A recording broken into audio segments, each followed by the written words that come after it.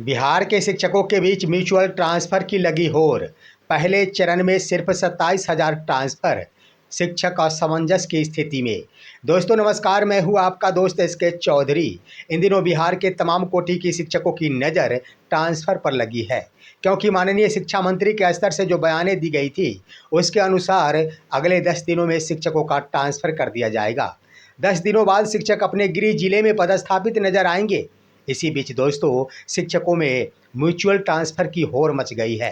तमाम शिक्षक अपने अपने जोड़ीदार ढूंढने में लगे हुए हैं, और ऐसा इसलिए कि प्रिंट मीडिया में ये खबर आ गई है कि 27,000 शिक्षकों का ही ट्रांसफ़र इस फेज के अंतर्गत हो सकेगा। आइए आज के इस वीडियो में हम आपको बताते हैं कि 27,000 शिक्षकों का ट्रांसफ़र की यह खबर आखिर कहाँ तक सत्य है।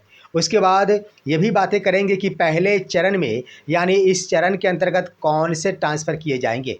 क्या अपने अपने गृह प्रखंड में पदस्थापित शिक्षक हैं उन्हें भी दूर जाना पड़ेगा? क्या प्रधान शिक्षक जो दूर दराज इलाकों में पदस्थापित है उन्हें मौका मिल सकेगा? आइए इन तमाम बिंदुओं पर आज के इस वीडियो में चर्चा करने से पहले मैं आपसे गुजारिश करूंगा, अगर आप मेरे इस चैनल को अभी तक सब्सक्राइब नहीं किए होंगे कृपया सब्सक्राइब जरूर कर लेंगे। सबसे पहली बात दोस्तों, आपको पता होगा कि ट्रांसफ़र पर नज़र इसलिए टिक गई है शिक्षकों की, क्योंकि माननीय शिक्षा मंत्री का कहना हुआ था जिस तिथि को अधिसूचना जारी की गई नए ट्रांसफ़र नीति संबंधी, उसी तिथि को उन्होंने मीडिया के सामने बयान देते हुए स्पष्ट कर दिया था कि बहुत ही जल्द शिक्षक अपने गृह जिले में जाएंगे। एक बात पर गौर किया जाए दोस्तों, उनकी बात, उन्होंने कहा था कि विभाग गंभीर है तमाम शिक्षकों को अपने अपने गृह जिले में भेजने को लेकर। यानी सरकार और शिक्षा विभाग के स्तर से प्रथम प्राथमिकता ये है कि शिक्षकों को अपना अपना जिला भेज दिया जाए, यानी कम से कम उन्हें अपना गृह जिला मिल जाए। तो इस ये भी संदेश जाएगा आम जनता के बीच की सरकार के स्तर से कम अपना गृह जिला तो भेज दिया गया। इसी नीति पर विभाग और सरकार के स्तर से कार्य किया जाएगा। अब आइए दोस्तों, ये आखिर कैसे संभव हो सकेगा? तो मैं बता देना चाहूँगा कि इसके अंतर्गत शिक्षक पहले ही म्यूचुअल ट्रांसफ़र के लिए अपने अपने जोड़ीदार को ढूंढना शुरू कर दिए हैं। शिक्षकों से जुड़े हुए कोई भी आप ग्रुप को देखेंगे तो वहाँ पर तमाम शिक्षक, चाहे वो प्रधान शिक्षक हो, विशिष्ट शिक्षक हो, और ख़ास तौर पर बीपीएससी टीआरई 3 के अंतर्गत बहाल जो विद्यालय अध्यापक है वो ज़ोरों शोर से लगे हुए हैं अपने अपने जोड़ीदार ढूंढने में। अब यहाँ पर दोस्तों एक बात ज़रूर है, स्पष्ट रूप से जो नीति का निर्धारण किया गया है नए नियमावली में, उसके अधीन यह प्रावधान किया गया है कि क्षेत्र भी मायने रखता है, यानी आपसी सहमति एक साथ देना पड़ेगा। उसके बाद उनका अपना, अगर पुरुष शिक्षक है तो गृह प्रखंड नहीं होना चाहिए, शिक्षिका है तो गृह पंचायत नहीं होना चाहिए। इस पर भी ध्यान देने की आवश्यकता जताई गई है। तो इसलिए शिक्षक ज़ोरों शोर से लगे हुए हैं कि कम से कम जोड़ीदार मिल जाए तो मेरा म्यूचुअल ट्रांसफ़र हो जाएगा और अन्यत्र नहीं भटक सकूंगा, अपने अपने गृह जिला में चला जाऊंगा। दोस्तों इसके अंतर्गत सबसे ज़्यादा अगर देखा जाए तो फ़ायदा होगा तो ख़ास तौर पर प्रधान शिक्षक हैं, वो ढेर सारे प्रधान शिक्षक आज भी हैं जो दूसरे ज़िले में पदस्थापित है, और जिस वक्त उनका पदस्थापन हुआ था उसी वक्त यह संदेश आया था माननीय पूर्व मुख्यमंत्री श्री नीतीश कुमार के स्तर से कि इन सभी का ट्रांसफ़र कर दिया जाएगा। हालांकि चुनाव के कारण वह बाधित हो गया, लेकिन अब इन्हें मौका मिल जाएगा। तो निश्चित रूप से म्यूचुअल ट्रांसफ़र के अधीन इन शिक्षकों को मौका मिल जाएगा। अब यहाँ पर सवाल है कि क्या म्यूचुअल ट्रांसफ़र के अंतर्गत उनके जोड़ीदार मिलेंगे तभी तो उनका ट्रांसफ़र होगा? अगर नहीं तो क्या 27,000 शिक्षकों के तबादले के मामले में लटक जाएंगे ये शिक्षक? नहीं दोस्तों, यही तो बात है। यहाँ पर स्पष्ट हो जाने की ज़रूरत ये है कि सरकार सबसे पहले जो आसान प्रक्रियाएं होगी वही अपनाएगी। शिक्षा विभाग के स्तर से सबसे पहला कार्य किया जाएगा। तो मेरा जो विश्लेषण कहता है उसके अनुसार म्यूचुअल ट्रांसफ़र का लिंक दिया जाएगा। म्यूचुअल ट्रांसफ़र का लिंक दे देने के बाद शिक्षक अपने अपने जोड़ीदार के माध्यम से ट्रांसफ़र कर लेंगे। इससे फ़ायदा ये होगा कि विभाग को ज़्यादा माथापच्ची नहीं करना पड़ेगा, और दूसरी बड़ी बात कि ढेर सारे शिक्षकों को अपना अपना गृह जिला मिल जाएगा। इससे सरकार राहत महसूस इस रूप में करेगी कि वादा जो किया गया है कि हम तमाम शिक्षकों को अपने अपने ज़िले में भेज देंगे, वह एक बातें पूरी हो जाएगी। तो म्यूचुअल ट्रांसफ़र पर स्पष्ट हो रहा है कि सबसे पहले यह लिंक भेजा जाएगा और म्यूचुअल ट्रांसफ़र का ऑप्शन मिलते ही शिक्षकों का ट्रांसफ़र प्रारंभ होगा। अब आइए दूसरी प्रक्रिया क्या होगी।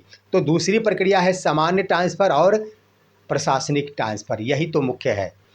अब दोस्तों यहाँ पर देख लिया जाए तो जो शिक्षक पूर्व से ही अपने अपने प्रखंड में कार्यरत है, जो शिक्षिकाएँ अपनी पंचायत में कार्यरत है, क्या उनका प्रखंड बदल जाएगा?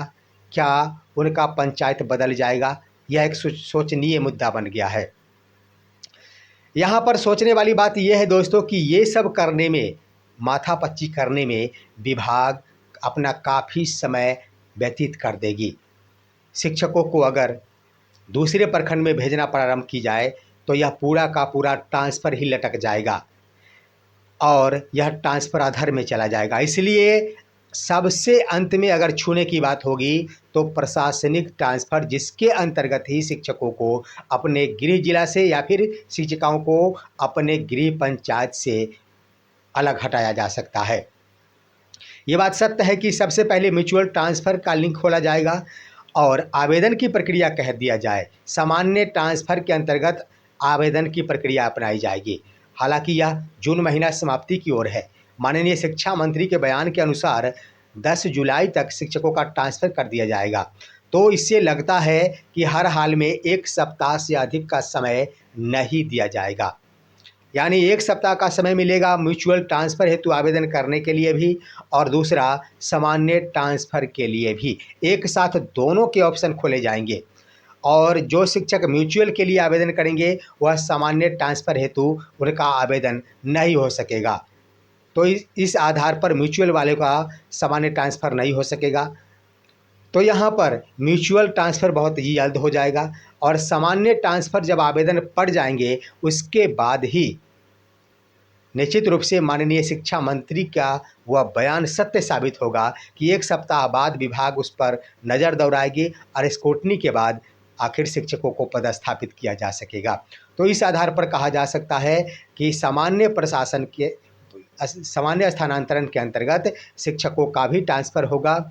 उसके बाद यह म्यूचुअल ट्रांसफ़र के अंतर्गत भी यह ट्रांसफ़र हो सकेगा। इसीलिए तो आखिर प्रिंट मीडिया में ये बातें कही जा रही है कि पहले चरण के अंतर्गत सिर्फ 27,000 शिक्षकों का ही ट्रांसफ़र होगा और ऐसा लगता भी है दोस्तों, क्योंकि समय लगते हैं इसमें, काफ़ी माथापच्ची और विषय देखना पड़ेगा। हर हाल में विषय को ध्यान में रखना पड़ेगा, छात्र शिक्षक अनुपात को ध्यान में रखना पड़ेगा, तभी यह ट्रांसफ़र हो सकेगा। तो इस तरह से यहाँ पर सबसे पहले म्यूचुअल ट्रांसफ़र और सामान्य ट्रांसफ़र होते दिखेगा, जो मेरा विश्लेषण कहता है। अब आइए दोस्तों, यहाँ पर एक पेच फंसेगा, वो है क्या? प्रशासनिक दृष्टिकोण से ट्रांसफ़र। शिक्षकों को अपने अन्य प्रखंड में पदस्थापित, जो पहले से पदस्थापित है, उसके लिए आखिर समय लगेंगे। अभी शिक्षकों को इस उधेड़-बुन में नहीं रहना है कि मेरा ट्रांसफ़र अन्य प्रखंड में कर दिया जाएगा। फिलहाल यह टलता नज़र आ रहा है और ऐसा इसलिए दोस्तों कि गौर करने वाली बात यह है कि अगर सरकार के स्तर से, विभाग के स्तर से, प्रशासनिक दृष्टिकोण से इन सभी को अलग भेजना प्रारंभ किया जाता है, क्योंकि 5 वर्ष की समय सीमा निर्धारित की गई है सामान्य स्थानांतरण के लिए। जिनकी सेवा 5 वर्ष नहीं पूरी होगी, निश्चित रूप से यहाँ पर उनका स्थानांतरण पर रोक लग सकेगा। लेकिन प्रशासनिक दृष्टिकोण से ट्रांसफ़र में या कोई समय सीमा का बंदिश नहीं है। तो इसके लिए यहाँ पर विभाग को भी इंतज़ार करना पड़ेगा। मान लिया जाता है दोस्तों कि अगर कोई एक विद्यालय में ज़्यादा से ज़्यादा शिक्षक कार्यरत है और उस विद्यालय से 2 शिक्षक जाना कहीं चाह रहे हैं, यानी 2 शिक्षक ज़्यादा उस विद्यालय में पदस्थापित है, उस विद्यालय में उसी प्रखंड के पुरुष शिक्षक भी पदस्थापित है, तो क्या यहाँ पर उसी दोनों पुरुष शिक्षक को बगल वाले प्रखंड में भेजा जाएगा क्या?